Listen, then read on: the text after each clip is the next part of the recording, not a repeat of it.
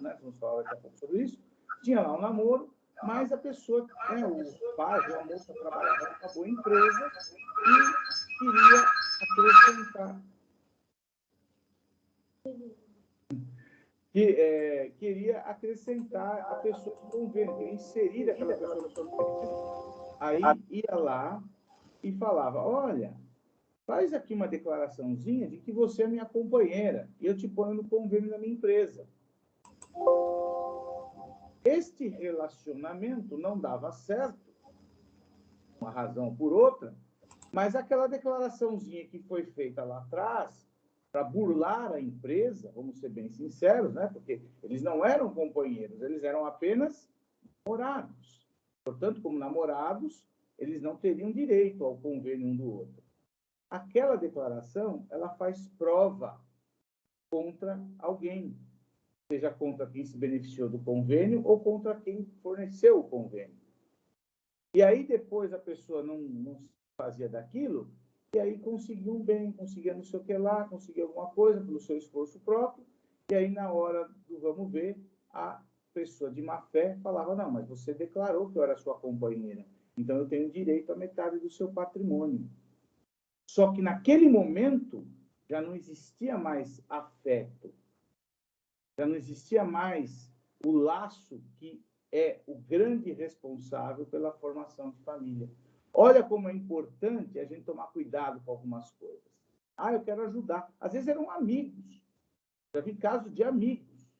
Pessoas tinham uma amizade por uma situação da vida e, não, declara que você é minha companheira, declara que você mora comigo, que você, né, é meu companheiro, que você é meu convivente, e vamos conseguir tal coisa.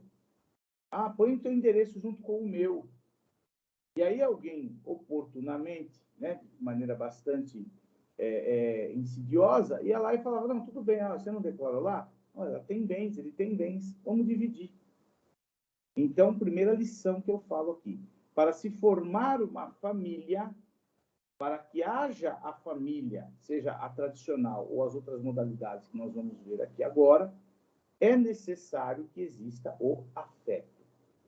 Difícil, na prática, é a gente provar, muitas vezes, esse afeto. Concordo. Doutor, como é que eu provo que A e B tinham afeto e agora não tem mais? Bom, tem várias formas de prova, vamos chegar lá. Mas tomem cuidado, porque documento ainda tem um peso muito grande dentro do direito. Alguma pergunta, gente? Não? Vamos lá.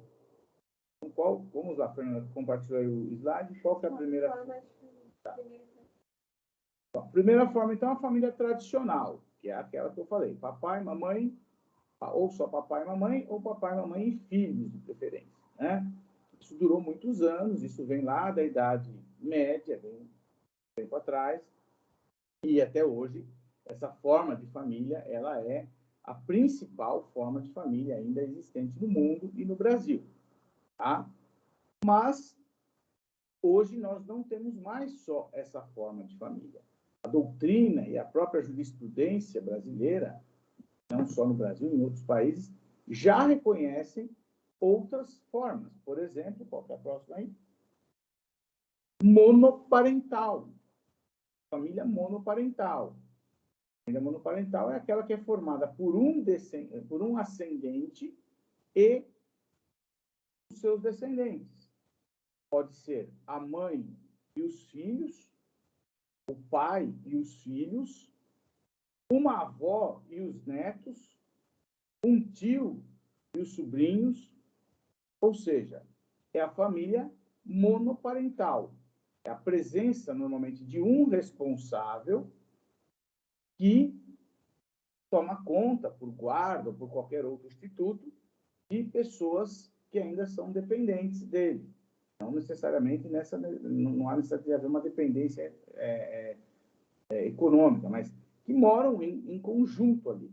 Família monoparental, que é muito comum hoje. Quantas pessoas, talvez aqui no nosso meio aqui hoje, tem alguém que é uma mãe que mora só com seus filhos, ou um pai que mora só com seus filhos, ou uma avó, um avô, que mora só com seus netos, né? Ou mora com uma filha e um neto. Isso é a família monoparental. É reconhecida como entidade familiar. Tudo bem? Uma pergunta?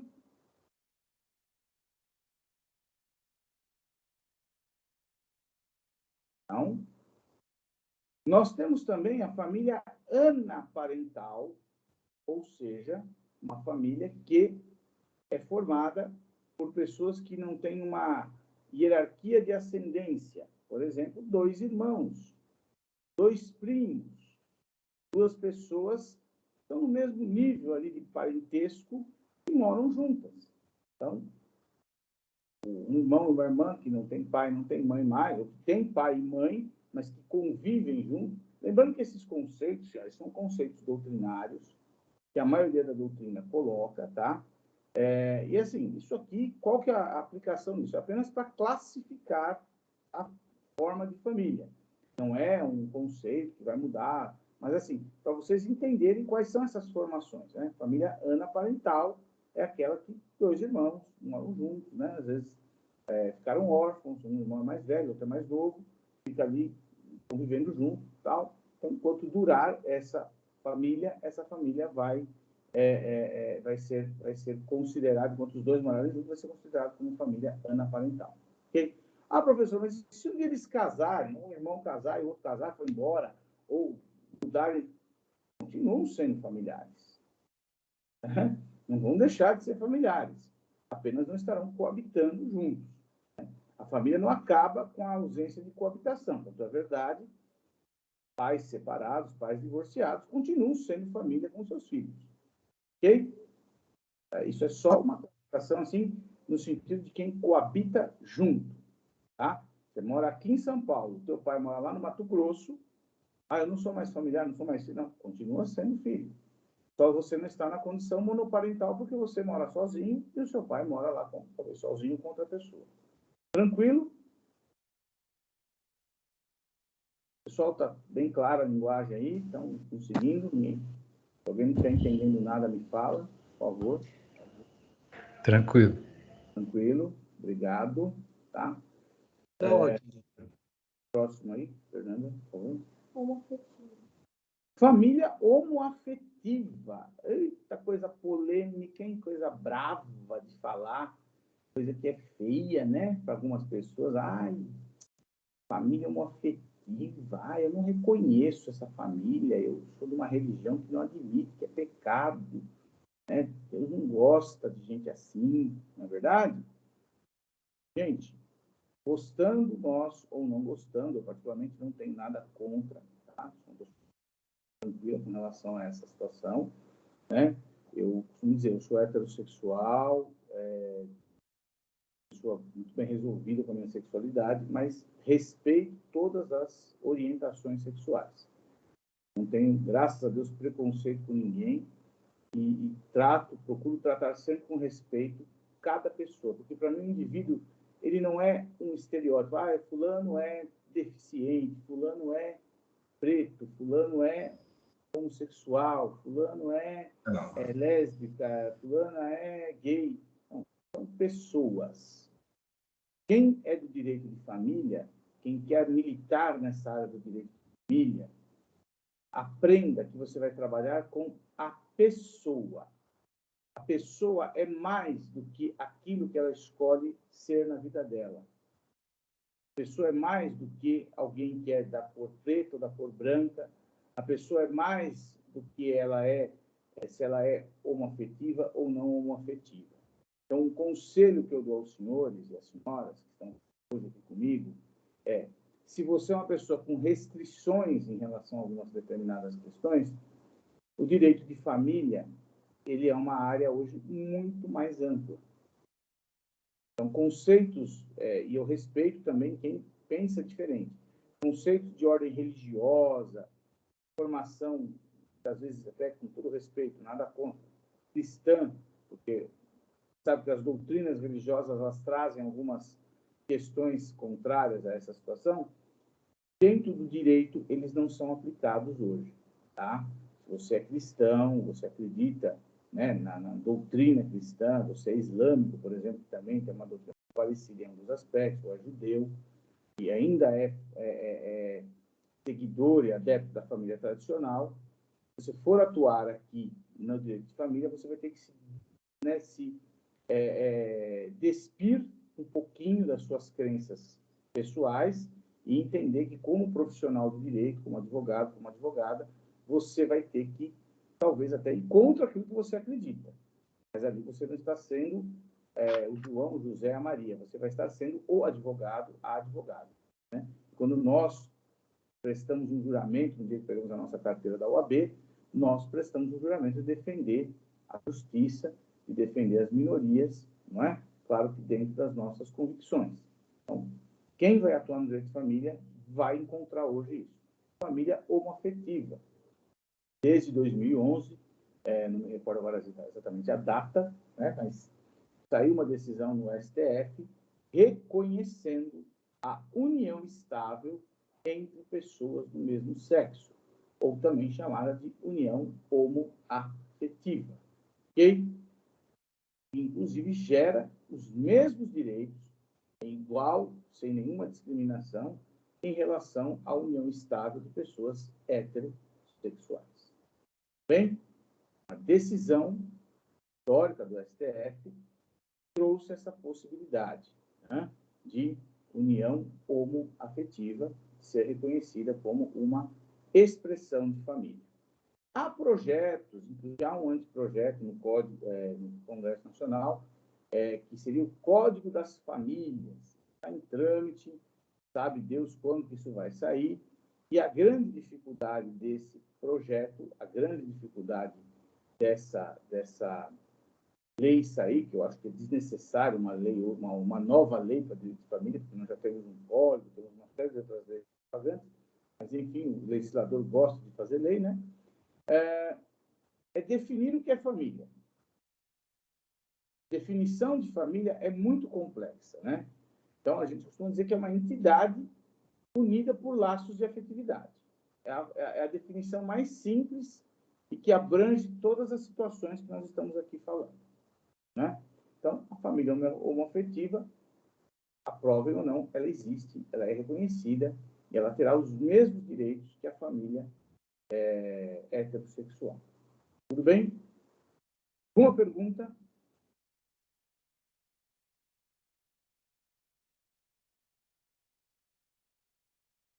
Ninguém? Família mosaico ou pluriparental. Também hoje uma realidade muito presente no nosso dia a dia, né? Eu conheço inúmeras pessoas que fazem parte de famílias mosaico pluriparental, e é aquela família formada em vários relacionamentos, né? Então, o João casou com a Maria, teve 2 filhos. João se separou de Maria, casou com Antônia, teve mais um filho, né? A relação entre esses filhos, aí o João saiu da Antônia, casou com a Bianca, aí teve mais 2 filhos. Ou seja, é uma família de 7, 8 irmãos, sendo cada um de uma mãe, e às vezes cada um de um pai também, né? Por exemplo, se a Maria tivesse casado com o Alfredo, teria mais um filho que seria irmão do filho do João. Quer dizer, essa é a família mosaico, né? Lembra aquela ideia do que é o mosaico? Aquele relevo, né? Que você faz, né? Aquela arte que você faz quadriculada ali com várias nuances, um preto, um branco, né? Enfim, isso é um mosaico. É a família que se mistura, né? Aí um casa com o outro, aí sai... eu tenho 4 irmãos, mas 2 é do primeiro casamento da minha mãe, mais 2 é do segundo casamento do meu pai, e depois a minha mãe teve mais um irmão adotivo. Quer dizer, isso vai sendo a formação hoje da família brasileira. A família mosaico é muito comum e também é considerada como uma expressão de família. Bem? Tem gente que se mistura tanto que não sabe nem mais quem é quem, né? Às vezes tem gente que tem irmão que nem sabe que tem, né? É muito comum. Eu já tive casos aí. Recentemente, uma aluna minha, ela me procurou e ela não conhecia o pai. E ela estava falando esses dias aí, falando, eu descobri onde está meu pai. Foi uma alegria para ela. A mãe escondia onde esse pai estava, né? Por alguma razão lá de desavença entre os dois companheiros da época. A menina nasceu, se romperam a relação, o pai foi embora e a mãe também fez de tudo para não ter o contato com o pai. E agora, depois de 29 anos, ela descobriu quem é o pai dela. E aí ela foi recebida pelo pai, o pai também queria encontrá-la, mas não sabia onde ela estava. Uma história muito bonita. Aí ela fez o DNA junto com o pai, descobriu que era o pai mesmo, biológico, e o pai já tem mais 4, 5 filhos com outra mulher, e todos estão muito felizes com a chegada dessa moça na família. Bacana quando isso acontece, no sentido dessa descoberta, né? É lamentável que essa mãe tentou aí esconder esse pai por tantos anos, quer dizer, privou a filha de uma presença tão interessante que poderia ter sido até diferente a vida dela em alguns aspectos. Então, muito comum hoje, famílias mosaicas. Tudo bem? Gente, algum comentário? Está cansativo? Está indo? Como que está aí? Vamos dinamizar isso daí. Alguém quer falar alguma coisa? Então não pode me xingar, tá? Bom dia. Pois não. Bom dia. Bom dia. Bom dia. Bem? É a Patrícia, professor, tudo bom? Tudo bom, Não, quero Patrícia? dizer que eu já estou aprendendo muito com esse tempinho que eu estou aqui na reunião. Obrigada, viu? Nada. Muito bem. Sabia dessas formações de família aí? Não, eu me Não? enquadro nessa aí, viu? Na qual? Na Mosaico? Nessa aí, pais e seus descendentes. Ah, tá. Tá, legal. Bacana. Foi mais alguém que quer fazer algum comentário, contar alguma experiência? Gente, a aula não é só formada por mim, tá? Aqui, todo mundo pode trazer algum exemplo. Ó, já tive uma situação assim, compartilhar. Podemos? Alguém quer falar alguma coisa? Professor, Pois não. bom dia, tudo bem? Edson, primeira participação aqui, tendo você como o nosso mestre. Quantos tipos de família existe? Quantos tipos de família existe? Edson, não existe um número assim, limitado, né? O artigo 226 da Constituição Federal, ele tem lá uma definição exemplificativa. Mas não existe, assim, a doutrina, ela não tipificou quantos tipos tem, tá? Por quê? Porque com a evolução, esse é o tipo do tema em direito que é um tema aberto, ele não é taxativo. As pessoas vão evoluindo, vão mudando seus comportamentos, suas atitudes, né? E aí vão tendo novas formações, novas classificações, né? Eu costumo dizer assim, é um tema que está sempre aberto a receber novas informações. Né? Eu peguei as principais classificações da doutrina, pode até ser que existam outras classificações, né?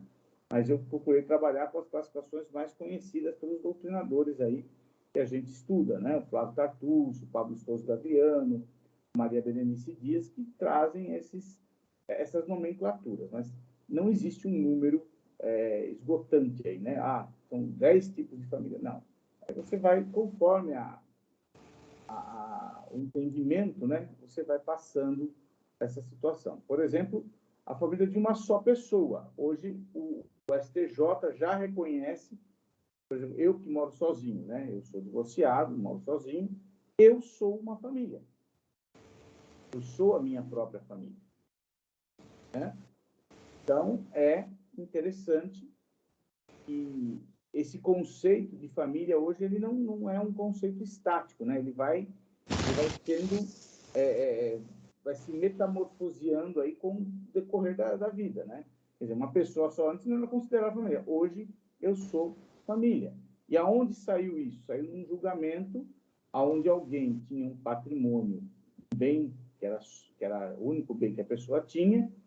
Essa pessoa recebeu uma ação de execução, ia perder esse bem Olha como é importante a gente ter o conceito, né? E aí o advogado, de maneira muito inteligente, levantou que, muito embora aquela pessoa fosse sozinha, fosse celibatária, né? No caso, usou esse termo, não é o meu caso, eu não sou celibatário, né? Mas, enfim, essa pessoa, ela era a própria família dela. E o STJ reconheceu e aplicou os efeitos da Lei 8.009, de 1990, que é a lei que protege o bem de família, né? Uma lei importante dos senhores conhecerem, que proíbe a penhora do patrimônio único da família, né? O imóvel único não é penhorável, salvo as exceções lá do artigo 3º. E aí, essa pessoa não teve a penhora desconstituída do seu bem, porque hoje o STJ, Superior Tribunal de Justiça, já reconhece a entidade familiar como sendo de uma só pessoa. Ok? Obrigado, professor. Nada. Mais alguém? Um comentário? Bom dia, professor, tudo bom? Sou o Wagner. Fui Bom aluno dia, do senhor lá na Anhanguera. Hoje milito na área e gostaria de agradecer primeiramente aí pela oportunidade que o senhor está nos dando aqui, por esse curso e pela explanação e por tamanho conhecimento que o senhor tem. Obrigado, Wagner. Pois eu dou teu cachê lá, viu? Por essa fala. Não precisa não. Olha, faz tempo que eu não tenho contato com o senhor. As aulas na graduação foram fantásticas e creio que aqui vai ser a mesma coisa. Já está sendo. Obrigado. Eu sou muito mais aula presencial, né? Eu sou da velha guarda, eu sou professor GLS, giz, lousa e saliva, né? Mas hoje, com a pandemia, com a própria necessidade da gente se proteger um pouco mais, a gente está usando a plataforma virtual para levar um pouco de conhecimento. Obrigado, Wagner, pela turma da Raquel, bem disso, né? Isso, Raquel, Rildo. Rio, do menino lá que se dizia que era bispo e não era, mas tudo bem. Vamos lá. Sérgio, diga. Levantou a mão aí, Sérgio.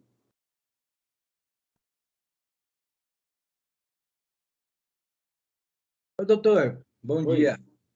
Só agradecer pela oportunidade e cumprimentar todos aí presentes, mesmo que virtual.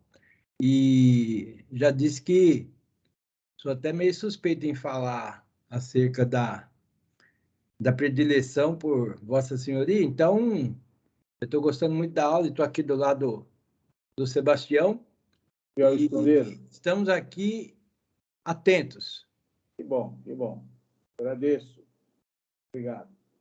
Dos novos aí que não me conheciam, alguém quer comentar algum caso, alguma coisa? Os doutores, as doutoras aí que já estão militando, querem trazer alguma experiência? Sim, não?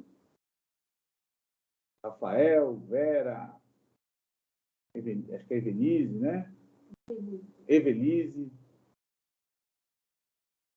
Tranquilo? Bom, Tranquilo.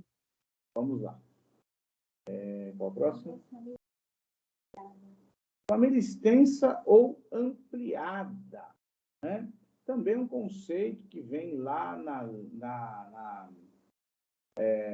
temos esses conceitos aí hoje no próprio ECA, né? Temos o conceito na lei, na própria... Oi? Na Lei Maria da Penha, né? Alguns conceitos referentes, assim, o que é família, na Lei Maria da Penha, por exemplo, fala lá que é a comunidade de indivíduos que moram juntos ali, que convivem juntos em um ambiente doméstico, né?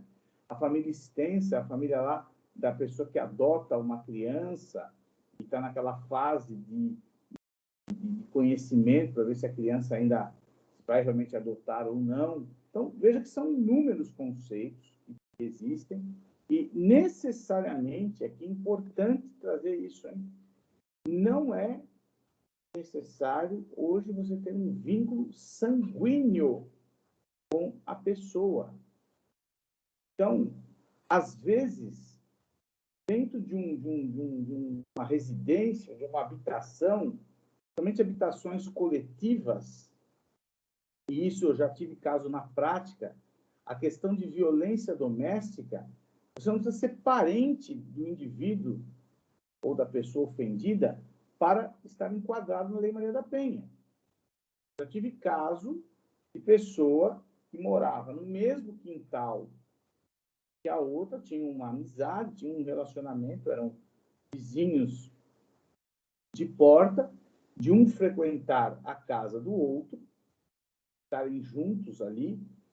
E eu participei, isso já faz alguns anos, né, de um tribunal do júri, aonde houve uma desinteligência lá entre um indivíduo e uma pessoa que morava, e parte da discussão foi com relação à violência doméstica, e ambos não eram parentes. Então, veja que o conceito de família, ele vai além das barreiras fronteiriças do vínculo sanguíneo. Ele vai também no aspecto, eu falo, do afeto. Eu moro aqui no centro de Santo André, moro sozinho, e o meu pai, hoje ainda vive, com 87 anos, ele mora na casa na Vila Humaitá, e aonde tem duas outras habitações com 2 inquilinos lá. E ali todos se formam uma família, porque a inquilina lá, com a minha irmã, elas trocam informações, uma vai na casa da outra, uma come na casa da outra, e ajuda lá com as práticas em relação ao meu pai, que hoje está um pouco adoentado. A outra inquilina também faz isso. Outro dia meu pai caiu lá, a moça foi ajudar.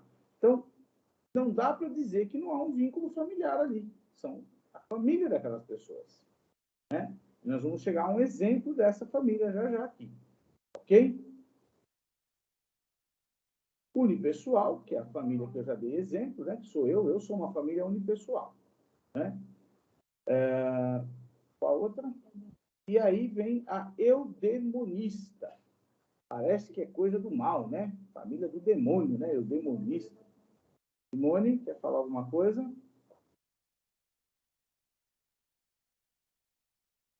O senhor já respondeu, eu ia fazer exatamente essa pergunta dessa família extensa ou ampliada, se podia ser o mesmo quintal, várias residências, tipo aqueles cortiços, chega a caracterizar família? Então, Simone, essa não é ampliada, essa é a eudemonista, né? Na verdade. Não, mas voltando na anterior, doutor. Isso, lá, vamos lá. Quando você tem. Qual que é a palavrinha que eu iniciei lá a aula? Afeto. Né? O afeto é o que vai dizer se havia ou não uma relação familiar entre aquelas pessoas. Por exemplo, eu tenho uma cliente que eu faço aqui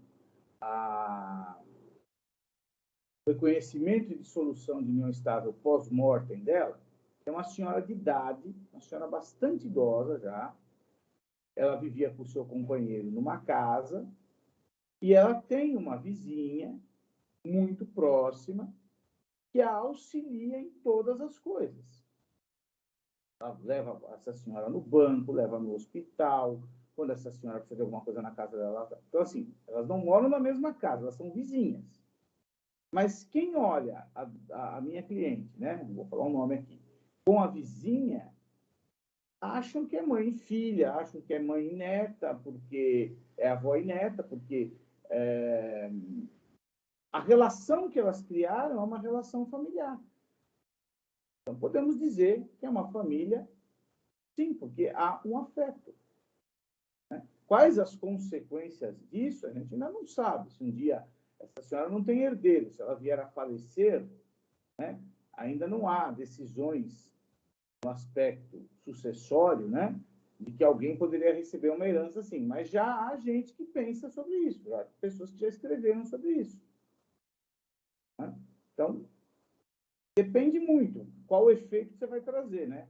Se houver uma violência ali dessa moça, dessa senhora com essa mais velha, pode se caracterizar uma violência doméstica da Lei Maria da Penha, que havia um convívio ali, tá? Importante. E aí nós vamos chegar a uma família, que é a família Eudem. Respondi sua pergunta, Simone? Respondeu sim, doutor. Obrigada. Nada. Eudemonista é um nome, eu não sei, esse nome, na verdade, vem de Epicuro, né? Do endonismo, né? E a busca da felicidade, a busca da prazer, né? Da volúpia, né? é a família formada por um grupo de pessoas, por exemplo, eu pego aqui um monte de gente que é solteiro e vem morar junto comigo aqui, a gente faz uma república, né? E nos ajudamos, um lava roupa, o outro limpa a casa, a gente contribui para as despesas, mas ninguém é parente de ninguém. E necessariamente não temos relações amorosas no sentido erótico da coisa, né? Temos relacionamento de amizade. É uma família eudemonista. Tá? Uma família eudemonista. Ok? Então, essas são as espécies hoje mais conhecidas, repito, não são taxativas, são exemplificativas de família. Não é mais só casamento, que nós vamos falar, e pela união estável que se forma a família.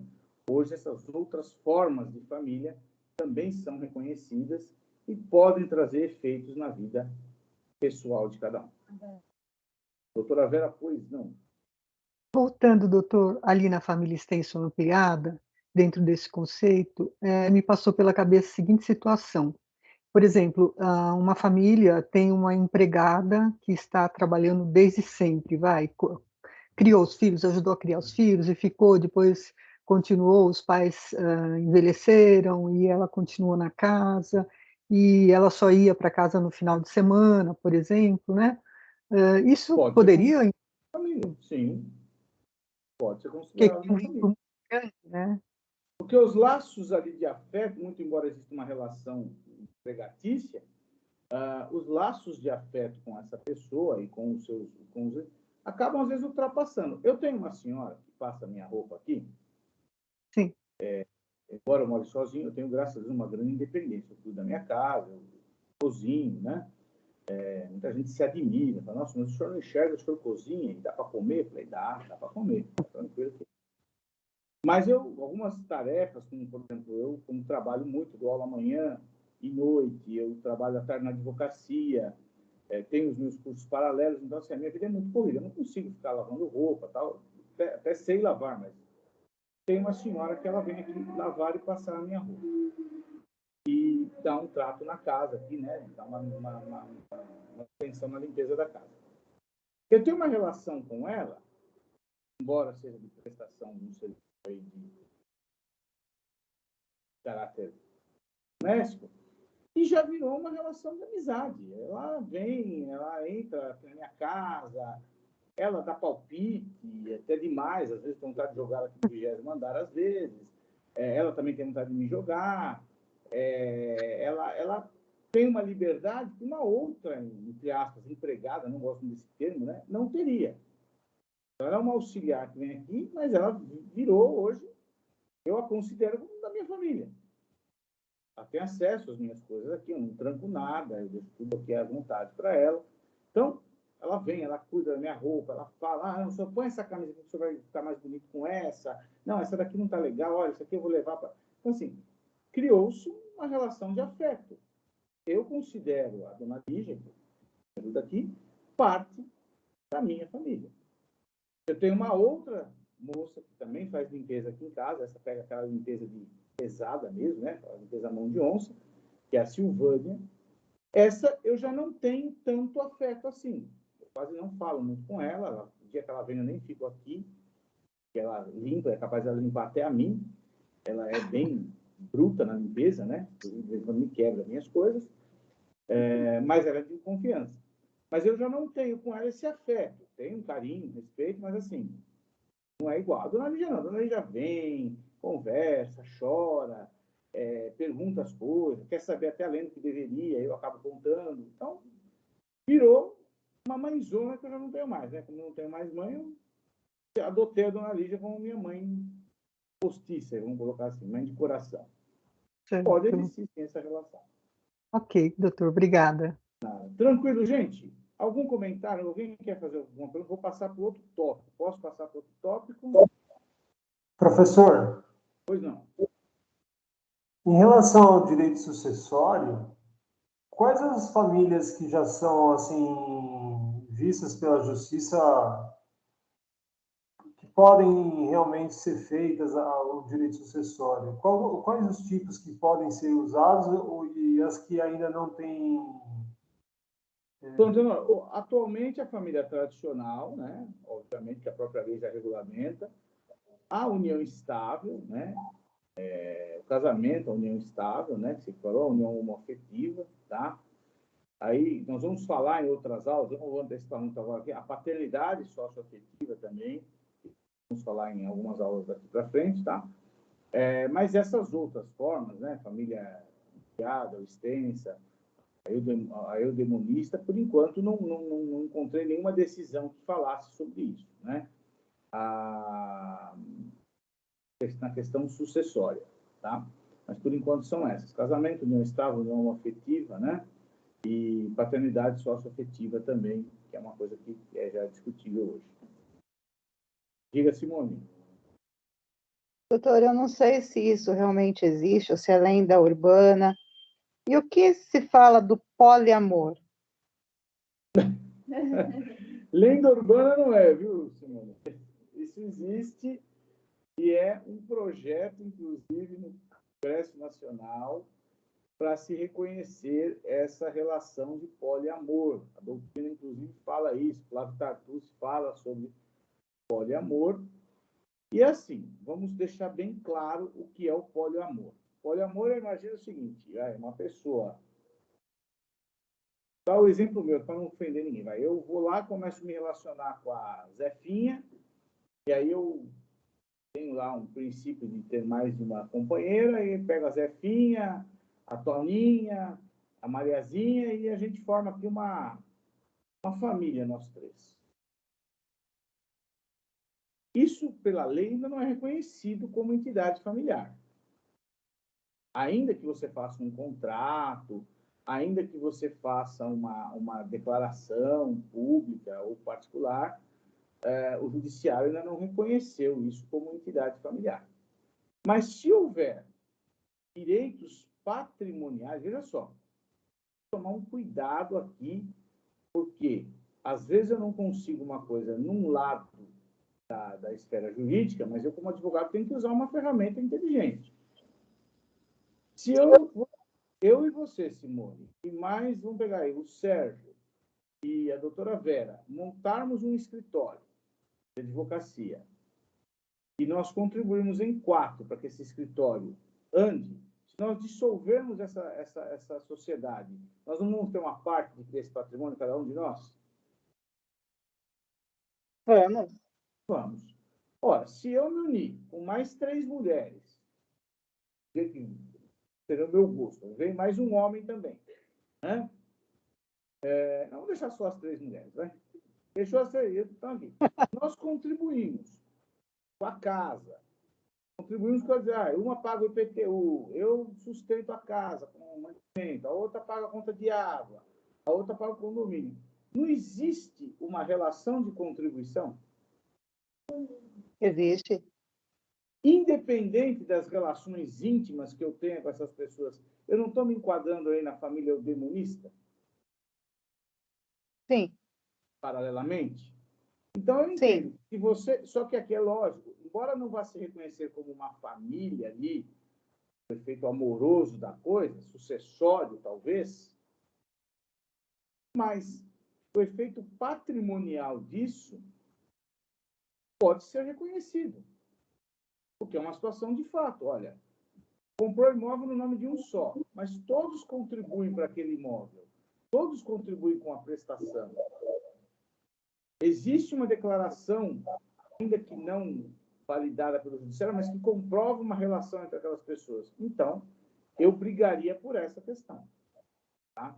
Mas daqui a algum tempo, o poliamor será algo que vai ser tão real quanto a união estável e o tabu que se tinha com a união estável e afetiva, que hoje já ainda existe, mas não adianta mais porque ela já está efetivada na prática, vai acabar existindo. E se nós olharmos o poliamor como manifestação de amor, trocando de nome, com muito respeito, não estou falando aqui que é religioso, na Arábia Saudita é permitido a poligamia, não é? O homem pode casar com quantas mulheres quiser. Isso. A religião, inclusive, abençoa esse tipo de relacionamento, não é isso? Você vai lá para esses países árabes, existem as vertentes árabes que admitem essa situação. Não é um poliamor? Perigo, né? Analogicamente a coisa. Aí a reflexão. Então, doutor, eu não quero me adiantar na aula, não. Mas eu acho que quando eu falo em poliamor, são muitas vertentes que vêm a partir daí, que eu acho que, assim, não é clara para quem atua na área, uma vez que também não é um negócio usual, ou se for, é encoberto, tá? Em termos de filhos, não é só bens, filhos, conflito com a bigamia. Você vai encontrar os filhos, vamos supor, eu tenho lá o poliamor com essas 3 mulheres, com cada uma eu tenho um filho. Sucessoriamente, se eu morrer, os 3 filhos vão herdar. Isso não discute. Porque filho é independente da relação que eu tenha com o companheiro, com a pessoa com quem eu estava. Filho vai ser família de qualquer jeito. Tá? E se for filho da mulher com 3 homens, como é que fica a paternidade? Aí eu não vou te adiantar, agora nós vamos falar na aula de paternidade socioafetiva. Já existe essa possibilidade. Obrigada, doutor. De casamento. De nascimento. Tá? Mas deixa chegar o dia que a gente vai conversar sobre isso. Já tem muitas decisões nesse sentido. Tá? Tá. Tudo bem? Mais alguém quer perguntar alguma coisa? Vamos lá. Próximo slide, então, por favor. Aqui agora, Fernanda. Conceito de casamento, então, as 2 formas ainda mais comuns de nós encontrarmos uma família, né, formarmos uma família, melhor dizendo, é pelo casamento civil, né, ou religioso com efeitos civis, e também pela união estável. Tá? União estável, desde 1988, está em caráter constitucional. E a união estável e o casamento são entidades semelhantes, entidades muito próximas. Né? Até algum tempo atrás, havia uma divergência sobre a questão do casamento. Alguns achavam que o casamento era melhor, ou não sei se melhor, mas tinha uma hierarquia em relação à união estável, e hoje isso, de certa forma, acabou. Tanto o casamento como a união estável são entes formadores de família. No entanto, algumas coisas têm que se observar. Em 2017, o STF ele equiparou casamento, equiparou a união estável ao casamento para efeitos sucessórios. Para efeitos sucessórios. Tá? O que quer dizer isso? Quando o Código Civil de 2002 entrou em vigor, lá no artigo 1829, fala da ordem da vocação hereditária, os próximos artigos, colocava-se o cônjuge com certo privilégio em relação ao companheiro. E essa discussão gerou muitas ações, porque, se os senhores olharem na prática, a união estável e o casamento, na prática do dia a dia. O curso nosso aqui é prático, nós não estamos falando só teoria aqui, tá? Tem diferença? Se eu morar com uma pessoa possuindo uma certidão de casamento, dormir com ela, todo dia, acordar, vou para o meu trabalho, voltar para minha casa, né? Apresentá-la como minha esposa, como minha mulher, ou, né, como meu marido. E eu tiver a certidão de casamento, eu não tiver, faz diferença na vida prática? Não. Se eu tiver um filho sendo casado, ou tiver um filho sendo companheiro, faz diferença? Filho, na certidão de casamento do filho, ou de nascimento do filho, vai constar lá, ah, você é filho de companheiros ou você é filho de casados? Vai constar isso? Não. Então, a prática mostra que, no que concerne a relação entre pessoas, a mesma esposa e o mesmo marido que convivem com uma certidão de casamento e praticam os atos de casados, é a mesma esposa e o mesmo marido que convivem e não têm uma certidão de casamento e também praticam os mesmos os mesmos atos de quem vive junto. Correto? Até aqui? Então, senhores, na verdade, o conceito de casamento, tá? Eu gostaria que alguém lesse para mim aí. Estão vendo o slide aí? Por favor. Quem pode fazer o obséquio de ler para mim? Pode ler. Casamento. União de duas pessoas reconhecida e regulamentada pelo Estado, formada com o objetivo de constituição de uma família e baseada em um vínculo de afeto. Flávio Tartucci. É o conceito doutrinário do Flávio Tartucci. Agora, vamos ler o conceito da união estável, lá do artigo 1723 do Código Civil. Pode ler, por favor, Fernando. Artigo 1523. 1700.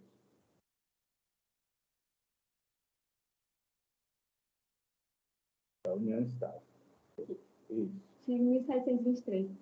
É reconhecida como entidade familiar a união estável entre o homem e a mulher, configurada na convivência pública, contínua e duradoura, e estabelecida com o objetivo de constituição de família. Muito bem. Quando esse artigo aqui foi entalhado no Código Civil brasileiro, né, 2002, ainda não era reconhecida a união homoafetiva. Né? Agora já existissem casais que vivessem nessa situação, né, companheiros que vivessem nessa situação, a união homoafetiva não era reconhecida ainda oficialmente. Isso se deu em 2011. Então, o artigo permaneceu a união entre homem e mulher. Pode ver que a diferença do conceito do Flávio Tartucci, que é o doutrinador, para o artigo 1723, se vocês olharem os dois conceitos, eles são extremamente semelhantes. Qual é o vínculo entre os dois? O objetivo de constituir família. Não é isso que a gente extrai dessas duas conceituações, tanto a definição da lei como da doutrina? Chegaram a essa conclusão? Sim? Sim. Bom, se os senhores chegaram a essa conclusão, então significa que são institutos, vou dizer que iguais, mas semelhantes. Então, o judiciário, em 2017, resolveu equiparar a união estável ao casamento. Mas cuidado! Esta equiparação, Luiz Roberto Barroso fez lá na decisão dele, ela não é uma equiparação para todas as questões, e sim para efeitos sucessórios. Eu não vou tratar de sucessões aqui, porque o nosso curso não é de sucessões, tá? Eu vou desviar muito o meu assunto e eu não quero desviar. Mas para efeitos de herança, para quem não sabe ainda, né? Quem é estudante novo aí, sucessão quer dizer herança, né? Recebimento de um bem quando alguém vem a falecer. Então, efeitos sucessórios. Entretanto, Em outras questões, algumas outras questões, o casamento tem as suas peculiaridades e a união estável tem as suas peculiaridades. Por exemplo, no casamento, a coabitação é um dever. Coabitar não é ter relações sexuais, tá? A gente acha que coabitação é transar. Não é isso, né? Coabitar é conviver na mesma casa, conviver na mesma habitação, né? Habitar, habitação, né? Coabitar. Então, estou habitando em comum com aquela pessoa. Na união estável, a doutrina e a própria jurisprudência já não exige a coabitação. Então, eu não posso, de forma leviana, dizer que o casamento é igual à união estável, porque não é. Estão entendendo? Estão vivos aí ainda? Sim. Professor, Sim. na esfera penal, a bigamia só é para o casamento ou para a união estável também? Só para o casamento. É porque o direito penal, ele põe o tipo penal e você não pode fugir do tipo penal, né? Sim. Eu não lembro qual é o tipo penal da bigamia, mas qual é o artigo que fala de bigamia, mas é para pessoas casadas. Eu não tenho ampliação analógica no direito penal, né? O tipo penal é o que fala, né? Porque é estranho, né? Você coloca a união estável equiparada ao casamento só para fins sucessórios, para outras coisas não é considerado, né? Fica uma coisa meio estranha isso. Né? Daí a diferença dos institutos, né? Isso que a gente, se fossem iguais, não teria por que existir, né? Seria um conceito único. Casamento e união estável são a mesma coisa, mas não são. Né? Até porque o casamento exige formalidades, né? Requisitos formais que a união estável não exige. O senhor vai se casar, né?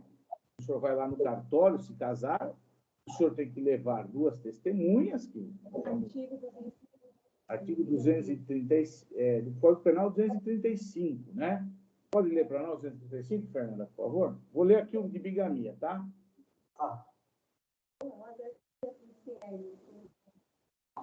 Franciele. Franciele, quer ler para a gente? Oi, bom dia. Vou ler. Bigamia, contrair alguém sendo casado, novo casamento. Veja bem, tipo penal da bigamia, contrair novo casamento. Então, eu não posso substituir a palavra casamento por união estável. No direito penal, o conceito de crime é fato típico e antijurídico. O que é o fato típico? É aquele que está tipificado, escrito na lei. Eu não posso fazer uma... Obrigado, viu, Franciele? Ele é a Lombardi? É a Lombardi. Eu mesma. Ex-aluna, brilhante advogada aqui e minha vizinha, né? Brilhante advogada e minha vizinha. Gente da mais alta qualidade. Obrigado. Obrigada eu. Então, eu não posso estender tipo, doutor Antenor, eu tenho que me manter ali, né? Casamento. Eu não posso, o cara teve 2 uniões estáveis, vamos condená-lo. A lei fala casamento. Se surgir lá bigamia no sentido de união estável, vai ter que estar escrito. Bem? Tudo bem. Muito bom. Então, por isso que eu falo que ela é equiparada em alguns aspectos semelhantes ao casamento, né? E aí vem um outro ponto que tem que ser colocado. Edson, quer perguntar? Sim, professor. Para configurar a união estável, necessariamente não precisa conviver sobre o mesmo teto, né? Está muito baixa a sua ligação, eu quase não te ouvi. Para configurar a união estável, necessariamente não precisa conviver sobre o mesmo teto? Não. Isso é um perigo, hoje em dia, Porque os namoros, e aí também não se confunde com o namoro qualificado. Tá? Que é um namoro qualificado. É aquela pessoa que namora publicamente, tem uma namorada, né? Viaja junto. Então, a união estável, hoje, se você não tomar cuidado, e aí, por isso que existe o chamado contrato de namoro, né? Eu até fiz contrato de namoro no meu escritório, você caracteriza facilmente uma união estável. Principalmente com a questão documental. Lembra que eu falei no começo da aula? Põe meu nome aí no seu convênio. Deixa eu receber uma carta na sua casa. Põe teu endereço aqui igual ao meu. Ou seja, dá o controle da garagem aí, do carro para a namorada. Dá o controle para o namorado. Né? Isso. Cartão de crédito. Cartão de crédito, perfeito. Compra no cartão de crédito, faz cartão de crédito junto. Pega aquele cartão não é auxiliar, como que é o nome que eles falam? Adicional. Adicional, obrigado. Pega um cartão adicional. Aí você está apaixonado, né? Você está amando, você está, né? Nossa, conheci a mulher da minha vida, conheci o homem da minha vida. Eu vou dar um cartão de crédito com um limite de R$500 mil para ele gastar à vontade. Né? Aí vem o rompimento. Com o rompimento, rompe-se o afectos. E aí vem o ódios. Né? Sai o afectos e entra o ódios. A raivas. Né? Ânimos necandi, o desejo de matar. É isso? E aí, meu amigo, você começa. Me devolve o controle do carro. Me devolve a minha luneta que ficou na tua casa. Aquela caixinha de música, eu quero de volta. Começa aquela discussão. E o meu bem se transforma em meus bens. E aí, meus amigos e minhas amigas, vai ganhar quem for mais ligeiro, né? Você quer de volta? Então vou provar que eu era tua companheira. Porque eu dormi aí todo final de semana. Que eu estou no seu convênio da empresa. Que eu tenho um cartão adicional do Credit Card. Credit Card antigo, né? Credit Card seu. Porque nós compramos lá na loja Marabras um móvel juntos. Está no meu nome. Eu fui lá comprar para você, mas eu pus no meu nome. Aí, isso ainda no judiciário, junto com o afectos, pode levar à caracterização de uma união estável. Aí vem uma outra prova. Olha, outra prova bacana, linda. Eu gosto, quando eu sou advogado, que eu estou tendo rede social. Facebook, Instagram, uma amiga minha, Instagram, se você preferir aí, ou Insta, né? A mais moderninha aqui está falando que é Insta, né? Está lá, num relacionamento sério, né? Aí, foto, põe o símbolo do anel, da aliança. Aí, fotos em viagens, viajando com o meu amor para Tangamandapio, né? Passando férias em Honolulu. Não é isso? Professor. Oi? Bom dia, Letícia, tudo bem? Tudo bom, doutora Letícia? Tudo bem. Isso quando não fazem um perfil para o casal, né? Como que é o nome do namorado da doutora? Desculpa perguntar. Não tenho namorado não, doutor. Eu achei que a doutora tinha, desculpa. Não. Vamos fazer que a senhora tem o Zezinho. Letícia e Zezinho. Aí você vai dar parabéns. Você não sabe se você dá parabéns para Letícia ou para o Zezinho, porque você não sabe que é aniversário de quem, né? Exatamente. Então, é aquela viagem, tira foto de tudo, até do passarinho fazendo xixi, tirou foto. Ai, meu amor. Tudo isso, o bom advogado, aquele que é ligeiro na prova, aquele que usa a ferramenta do direito para provar, ele vai usar. Como, excelência, que não havia uma união estável, só não moravam juntos. e não moravam entre aspas, porque alguns dias da semana eles ficavam ausentes, mas todo final de semana havia uma coabitação, ou na casa dela ou na casa dele, haja vista que tanto era verdade a confiança nutrida entre ambos, que as correspondências da senhora fulaninha iam para a casa do senhor Beltraninho. Estão pegando essa parte prática, gente? Professor, fora as mensagens do WhatsApp, né? Mensagens do WhatsApp. Gente, hoje nós temos ferramentas malignas. Tomem cuidado com o relacionamento. Recentemente, né, eu atendi um caso no meu escritório, não tem nada a ver com família, né? É um caso, uma pessoa teve uma discussão, um vínculo com a irmã, acabou lesionando a irmã fisicamente por causa de um problema que a irmã causou, né? A irmã batia na mãe, e aí o outro filho viu e foi lá. E essa moça está tão acostumada a usar esses expedientes que ela já foi na delegacia da mulher várias vezes e lá já mentiu, dizendo que outras pessoas agrediram ela só para ela ter medida protetiva. Os ex-namorados. Então, os expedientes são tão sórdidos hoje que a gente tem que tomar cuidado. Eu estou quase andando hoje com um crachá escrito: sou solteiro e não tenho união estável. Pensando em fazer uma camiseta assim. Ou se eu começar a namorar com alguém, estou apenas namorando para conhecimento. Ponto. Daqui a pouco nós teremos que chegar a esse ponto, porque qualquer relação hoje é considerada quase que uma união estável. Então, você tem que tomar muito cuidado com as provas, tá? O professor, é o famoso famil-trato, né? Eles são conhecidos como maridos e mulher e se tratam assim.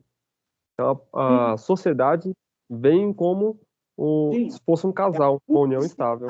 Né? É uma união pública, duradoura. Esse duradouro, a lei não define como é o duradouro. Duradouro pode ser de 1 ano, pode ser de meses, né? Pode ser pela existência de um filho e a pessoa passou a morar junto. Então, é um conceito muito indefinido. É um conceito muito sui generis, né? O que é sui generis para os novatos aí? Muito próprio, muito peculiar, né? E é um conceito que vai ter que ser analisado caso a caso. Não existe uma regra geral. Existe uma regra extensiva, não taxativa, né? Exemplificativa. Então, fala lá o artigo: pública, duradoura, contínua, com o objetivo de constituir família. Então, tem que tomar muito cuidado hoje em dia. E o casamento é a união de pessoas que têm afeto. Requisitos do casamento. Não vamos falar cada requisito, porque, na verdade, isso está lá no código, depois vocês vão dar uma olhadinha lá, né? Você tem que ter uma idade inúbil. Qual que é a idade inúbil no Brasil? 16 anos. 16 anos você já pode se casar. Particularmente, eu não recomendo que ninguém se case. Nem com 16, nem com 26, nem com 36 e nem com 46. Ok? Essa é a minha recomendação pessoal. Estou brincando, gente. Eu fui casado 9 anos, não deu certo a minha relação, só para efeito de curiosidade. Sou muito amigo da minha ex-esposa até hoje, assim, temos uma amizade, um relacionamento positivo. Resolvemos a nossa vida de forma muito tranquila. E hoje, não quero ter um novo casamento, quero ter uma relação aí, uma namorada, alguma coisa assim, né? Mas casamento só na próxima encadernação, se houver, tá? Muito bem. 16 anos para se casar, com autorização dos pais ou dos responsáveis, né? Se houver divergência de interesses, leva para o judiciário e o judiciário vai decidir. E com 16 anos completos, a pessoa já é considerada relativamente capaz para os atos da vida civil. Então, menos de 16 anos pode se casar, embora tenha um artigo no Código Civil que diz que pode, não pode mais. Por quê? Porque muita gente tinha o chamado namoro e aí havia a prática sexual com menores de idade. E, gente, quem pratica né, relações sexuais com menores de 16 anos, ou 18, vamos dizer, está entrando numa grande fria, um grande BO. Por quê? Porque você está cometendo crime, tá? Que crime que você comete quando você tem relações sexuais com menores de idade? Estupro, tá? E o estupro abaixo de 14 anos, mesmo que você não tenha tido uma relação sexual com a pessoa, o rapaz foi lá, passou a mão na menina, né? Normalmente é o que acontece, independente de cópula sexual, é considerado estupro vulnerável. É um BO que você não queira carregá-lo. Então, o que as famílias faziam às vezes? Às vezes o pai ficava revoltado, sabia que a filha era de 13, 14 anos, 15 anos, tinha tido relações sexuais com um namorado, ia lá e denunciava o cara. Aí depois acertava, e aí fazia se casar com o cara para que ele não fosse condenado ao crime de estupro. Hoje, isso não vale mais. É porque o casamento não será admitido mais abaixo dos 16 anos. Tome cuidado, né? Avise seus filhos, avise seus, né? Rapazes com 18 anos já são penalmente estáveis e, às vezes, acabam tendo relacionamentos com meninas menores, tendo, obviamente, relações sexuais. Estão num risco aí. Tem que tomar cuidado. Mesmo que o pai saiba, que a mãe saiba, é crime. Cuidado com isso. Ok? Alguma pergunta sobre isso? Ou sobre o tema que estamos falando?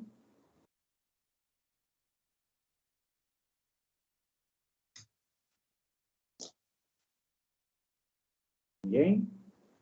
Pessoal, estão gostando? Tá legal? Tá chato? Como é que tá? Dá um feedback para mim aí, para a gente poder, né? Querem que mude alguma coisa?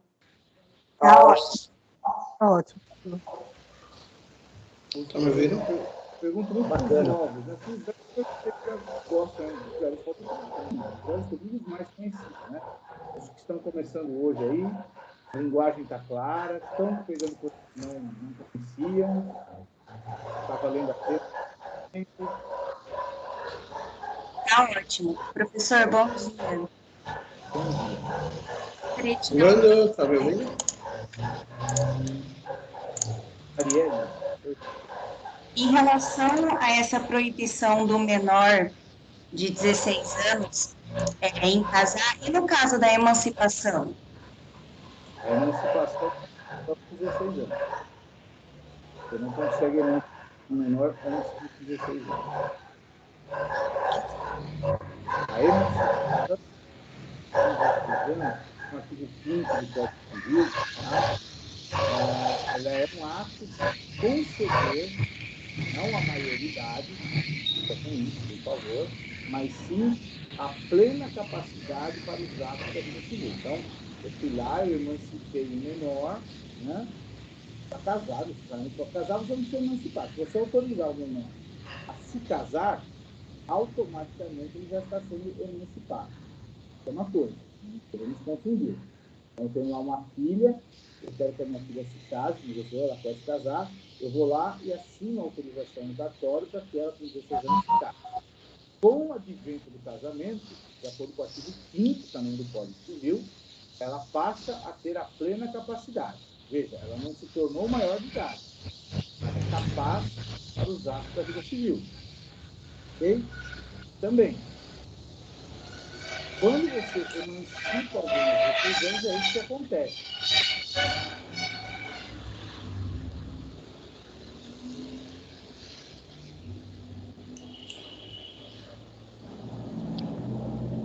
Licença, professor. Eu não estou ouvindo mais o áudio. Acho que tem algum microfone aberto atrapalhando. É o meu. Alguém me ouve? Parece ser o do Dr. Jorge. Dr. Jorge, bom dia. Por favor, deixe o microfone no mudo, por gentileza. Obrigado. É que o meu tinha sido desligado também. Doutor, desde a parte da pergunta dela que está ruim. Dá para você repetir, faz favor? Ela perguntou se a pessoa com 16 anos, a questão da emancipação. Tanto o casamento quanto a emancipação, você só pode outorgar para o menor com 16 anos completos. Você não pode emancipar um menor de 16 anos e ele também não pode se casar. O que eu estou explicando é que são coisas diferentes. Quando eu autorizo o menor a se casar com 16 anos, não, menor com 16 anos completos, eu autorizo ele a casar, sou pai do menor, ele passa, com o casamento, com o advento do casamento, ele passa a ter a plena capacidade civil, tá? Indiretamente emancipado. Ok?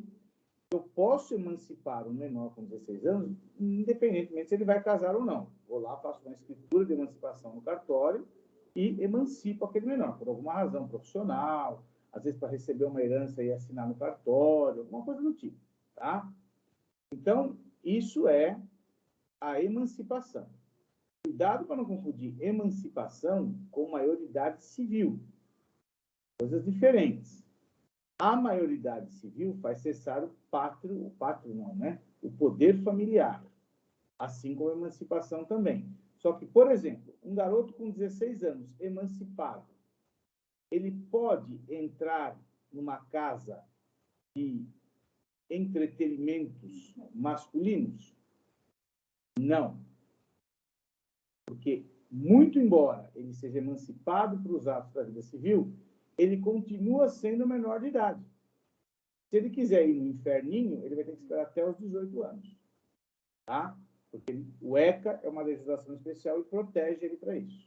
Ele vai poder assinar contrato, vai poder comprar e vender uma casa, comprar, abrir uma conta em banco, conduzir as suas operações bancárias, mas se ele falar, hoje eu quero pegar meu dinheiro e ir ali no, sei lá, X-Clube, né? Tomar uma cerveja. Ele não vai poder fazer isso.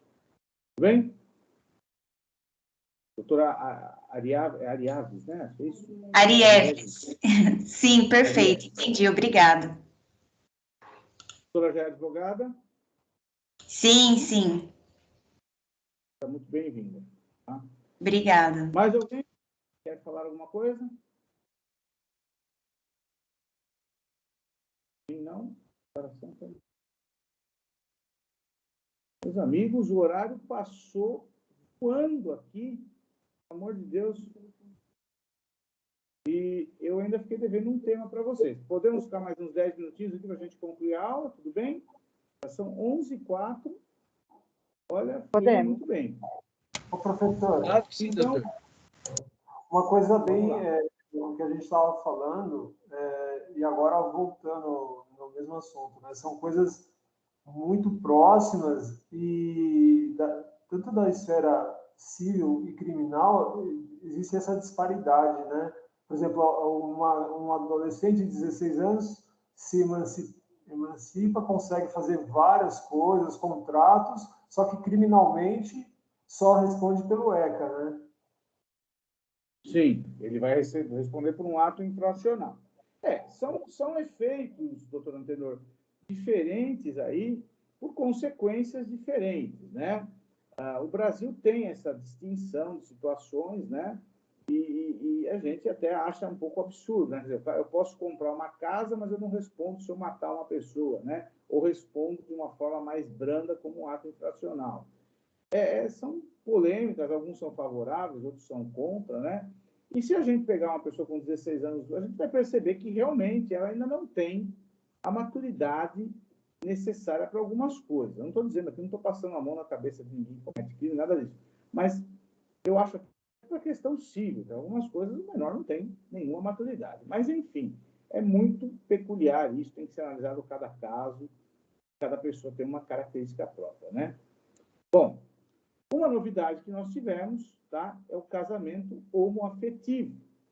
Além da união estável, foi admitida em 2011, em 2013, o CNJ, Conselho Nacional de Justiça, emitiu uma resolução de número 175, está aí na tela aí, e permitiu que os cartórios de registro civil, determinou que os cartórios de registro civil promovesse o casamento de pessoas do mesmo sexo.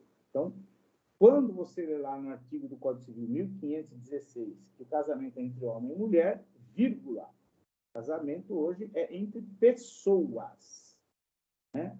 Não só mais entre homem e mulher. Homem com homem podem se casar, mulher com mulher também podem se casar. Assim como continua o homem e a mulher também podendo se casar, tá?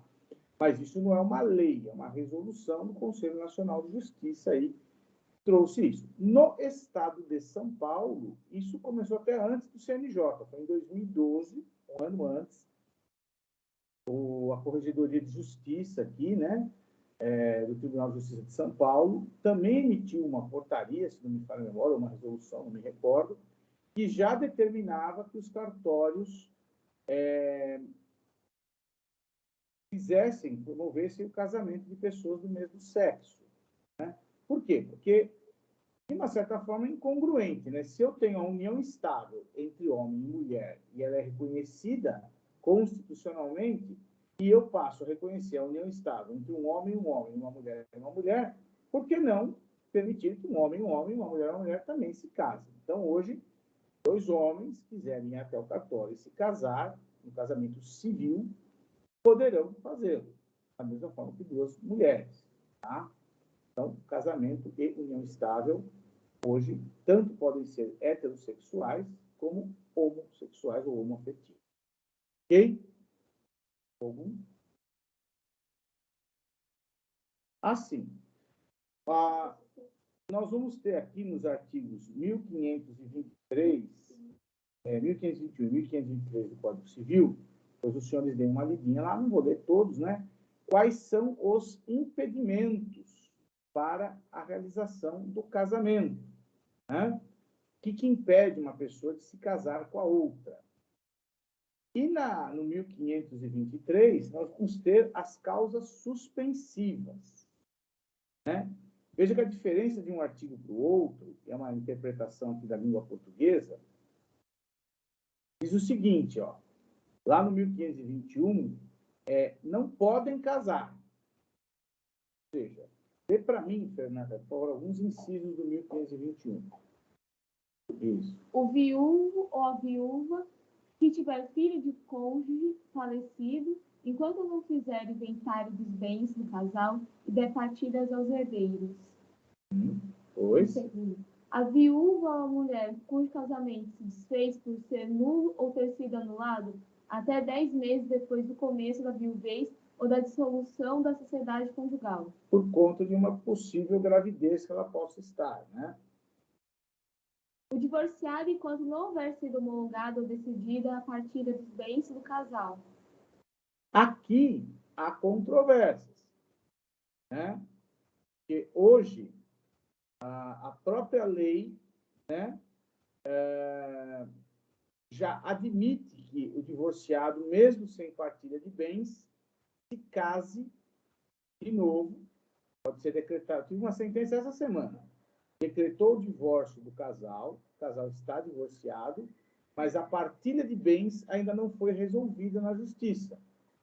Mas se a minha cliente, que eu estou defendendo, quiser se casar, ela pode. A diferença é que ela vai ter que adotar como regime de bens, próximo do casamento, a separação obrigatória. Então, embora aqui o Código fala, não podem se casar, aqui há uma controvérsia. Pode sim, desde que você adote outro regime de bens. Ok? Próximo. Quarto. Pode ir. Irmãos laterais, bilaterais e demais colaterais até o 3º grau, inclusive. Os irmãos unilaterais, né? Obviamente, irmão com irmão não pode se casar, né? Nem unilateral, nem bilateral, e os parentes colaterais até o 3º grau. Quem são os parentes de 3º grau? Alguém sabe contar isso? Eu vou ensinar agora. Simone, diga. Abre o áudio. Abre o áudio aí, querida. Ainda não veio lá. Quem não fez a partilha de bens, o divorciado, ele pode se casar novamente com regime diverso do anterior ou com a separação total? Separação obrigatória. Ah, obrigada. Obrigatória.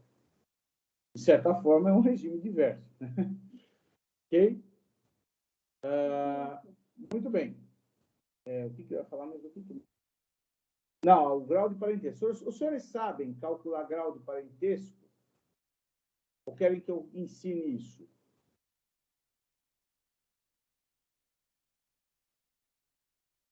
É interessante, viu, doutor? Ensina, por favor. Vamos lá. Grau de parentesco. Eu tenho parentesco na linha reta e na linha colateral. Okay? Parentesco na linha reta é infinito. Ele nunca vai acabar. Então, o pai, o avô, o bisavô, trisavô, alguns falam tataravô, mas é incorreto, né? É o quadrivô, uma coisa assim, pentavô, é mais ou menos assim que se calcula. Essa galerinha aí, neto, bisneto, isso daí vai permanecer eternamente. Linha reta, tá? Linha colateral. Irmãos unilaterais, bilaterais, tios, né? E primos. Vamos lá. Como eu sei qual é o grau de parentesco daquela pessoa comigo? Então, nós temos que ir sempre ao tronco comum. Então, vamos pegar um exemplo aqui. Vou pegar uma pessoa aqui de exemplo, vai. Vamos pegar que a Fernanda, que está me ajudando aqui, ela é minha prima. Vamos imaginar que ela é filha de um tio meu, tá? Irmão da minha mãe. Como que eu sei o grau da Fernanda de parentesco? Então, eu começo a contar o grau de baixo para cima, até o ancestral comum. Então, eu, Orlando, sou filho da minha mãe. Então, entre eu e a minha mãe, 1 grau. Certo? Quem é o ancestral comum da minha mãe e do irmão dela? É o meu avô, a minha avó, não é isso? Da minha mãe para o meu avô e para a minha avó, 2 graus. Ou seja, a linha reta. Aí eu vou descer. Quero chegar no meu tio, que é o pai da Fernanda, certo? 3 graus. Vou descer de novo para chegar na Fernanda. 4º grau. A Fernanda, sendo minha prima, ela é minha parente de 4º grau. O parentesco acaba aqui. O filho do primo, que nós chamamos de primo de 2º grau, não é mais nosso parente. É intruso. Não nem receber em casa no Natal. Deixa fora. É meu parente, você é meu estranho. Ele não é seu parente.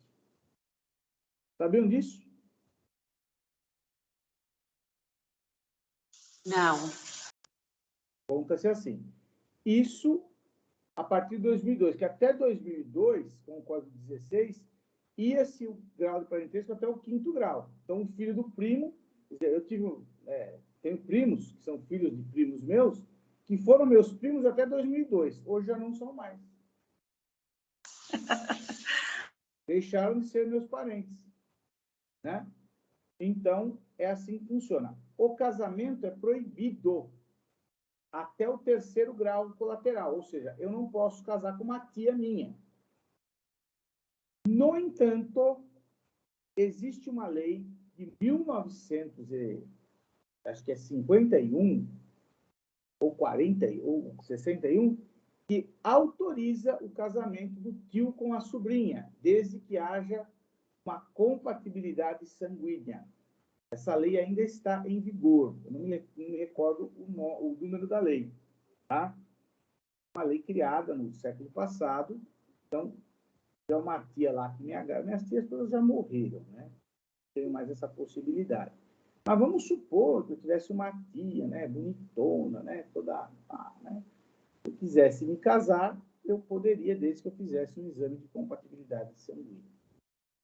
Então, fica aí a dica para quem tem um tio bonitão, uma tia bonitona, né?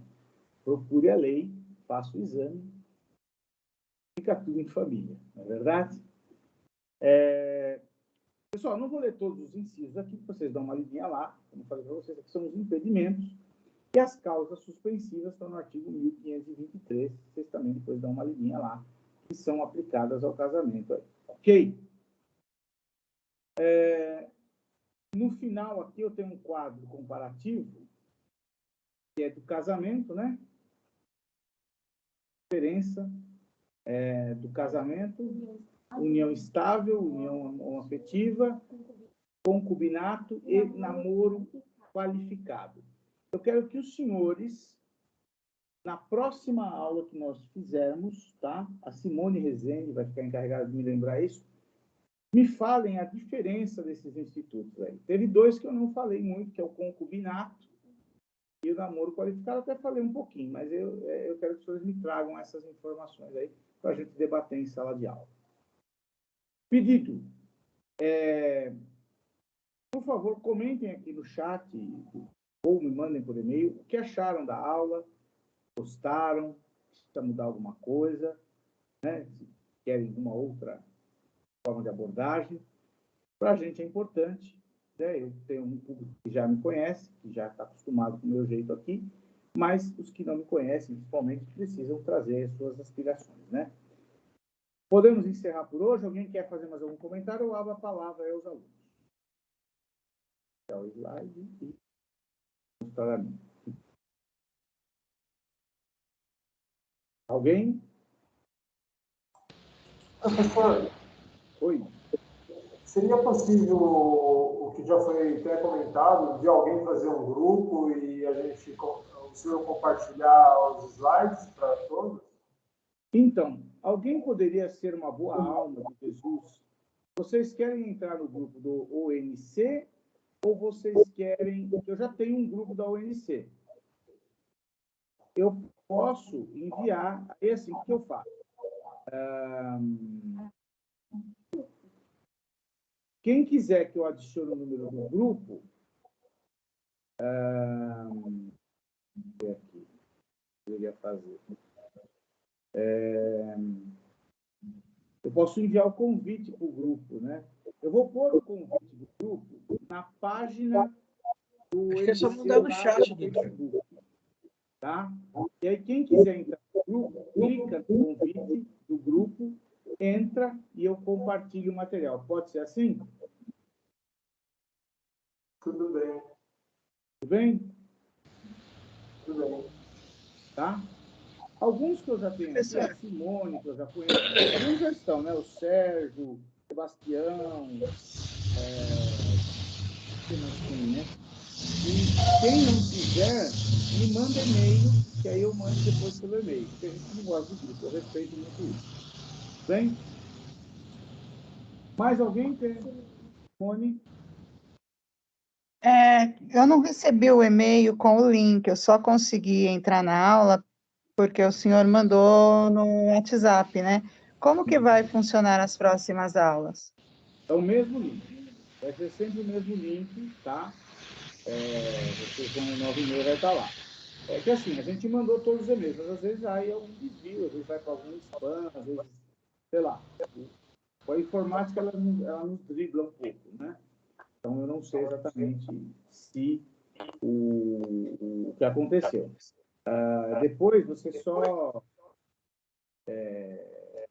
aciona esse link que você tem, você guarda ele aí, tá?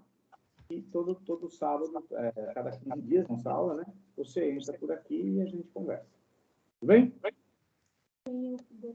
Doutor Jorge.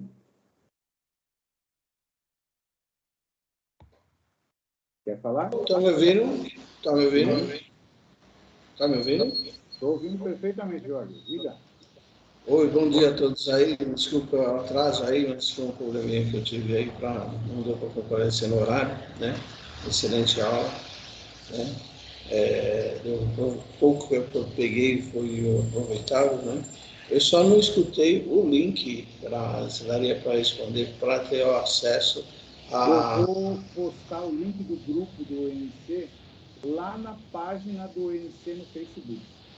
Ah, tá. Vou postar lá. Tá. Aí, quem não tiver, Quem quiser adicionar meu contato celular, não tem nenhum problema, a gente não tem nenhum problema com isso, tá? Meu número de telefone, quem quiser anotar, é 911, né? DDD 11 99164 0882. 99164 0882. Quem quiser anotar, me mandar mensagem também, eu salvo já o contato e já lanço também no grupo aqui, tá? Às vezes demora um pouquinho, eu, né, tenho bastante contato, bastante cliente que me manda mensagem, às vezes eu não consigo responder você na mesma hora, tá? Mas a gente vai estar respondendo isso. Eu vou postar esse material no grupo e você tem que ter acesso, claro, tranquilo. Tudo bem? Mais alguém quer falar alguma coisa? Viviane. Quem é a Viviane? Bom dia. Bom dia. Chat, tudo bem? O chat não ficou disponível para mim. Eu não sei se tem alguma informação ali, mas eu não consigo entrar no chat porque ele diz que está disponível somente para os participantes, alguma coisa assim. Eu não sei se é uma informação, se tem alguma ficha de presença, se tem alguma coisa no chat, mas para mim não. Nada. Alguém compartilhou alguma coisa, é só a Franciele, né? Mas o material foi compartilhado aqui na tela mesmo. Tá? Não, que em grupos a gente costuma pegar presença, links, tudo em chat, né? Então era só para saber se tinha alguma coisa, se eu perdi ou não, se está disponível ou não. Mas se não tem nada, eu agradeço. Então era mais isso que eu queria dizer. Você já foi aluna minha, não? Não. Gostou? Tá. Gostei. Eu achei bem explicativo e detalhado e gostei, sim. Tá bom. Já é advogado? Sou advogada já. Atuo em família também. Que bom. Seja muito bem-vindo. Deus te abençoe. Wesley. A minha dúvida era a mesma do chat, porque eu criei um grupo aqui com os colegas meus que são do interior. Se quisessem, eu mandaria o link no chat e aí é só clicar e entrar. A gente faria um grupo só da nossa turma que está assistindo, entendeu? Tá. Mas aí só se quiserem. Eu não sei também como é que funciona. Wesley, eu sou um pouco zero à esquerda em informática, né? Até que eu estou com um equipamento aqui chamado Fernanda, que é para me ajudar nisso, tá? Mas fiquem tranquilos, vocês me adicionam aí, eu ponho, todo mundo vai participar, fiquem em paz, tá? A gente vai se arrumando, a gente vai se ajustando aí, tá? Que lugar do interior você é, Wesley?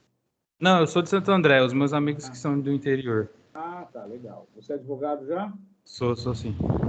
Você gostou da aula? Gostei, sim. Muito obrigado. Eu agradeço pela presença. Mais alguém, gente? Que eu daqui a pouco vou pro samba. Hoje é dia de comer uma feijoada e dançar um samba. Professor. Cuidado. Professor. Fala. Tem uma colega, Ana Caravita, ela não conseguiu acessar, né, para a reunião. Inclusive, ela mandou uma mensagem para mim aqui, ó, fui redefinir a senha e bloquearam a conta. Pior que eu nunca tive senha. Eu não sei como que a gente vai fazer na próxima aula. Então, eu vou... Não, Edson, eu já estou por aqui, meu filho. Eu cheguei depois, mas foi difícil eu chegar aqui, mas eu cheguei. Você sabe que eu vou fuçando até que eu consigo, né? Então, legal. Então, eu estou aqui, Edson. Obrigada, viu? Um abraço, Wesley. Tudo bem? Ana. Oi. Tudo bem? Tudo. Conhecê-la, gostou da aula? Gostei, sim. Excelente. Seja muito bem-vinda. Obrigada. Somos amigos de Facebook, né? E da comissão lá da campanha, né? Isso mesmo. Seja muito bem-vinda. Gente, então, se os senhores me permitem, um pouco de licença, agradeço imensamente a companhia dos senhores, muito obrigado, espero que tenha sido valioso e proveitoso para os senhores, para mim foi de grande valia a presença dos senhores. Destaco alguns nomes, sem desmerecer os demais, a doutora Letícia Lopes, que é minha colega de comissão, secretária da Comissão de Direito Civil. Para quem não sabe, também eu sou presidente da Comissão de Direito Civil aqui da OAB de Santo André. Quem quiser participar da nossa comissão é só falar com a gente aqui. A doutora Letícia é a nossa secretária. Doutor Antenor, também amigo nosso desde a infância, né? E também, com todo respeito, doutor Antenor, deficiente visual e uma pessoa de grande valor para nós aqui. Jorge, que já conheço há muitos anos aí, e muitos outros alunos que estão aí, né? Sérgio, Sebastião, Patrícia, o Wagner, enfim, não sei se tem mais gente aí, mas muito obrigado a vocês. Um excelente final de semana e daqui a 15 dias, gente, estaremos de volta às 9h30 da manhã com essa continuidade. Beijo no coração, fiquem com Deus. Obrigado. Até mais, doutores. Bom final de semana a todos. Obrigado, doutor Orlando.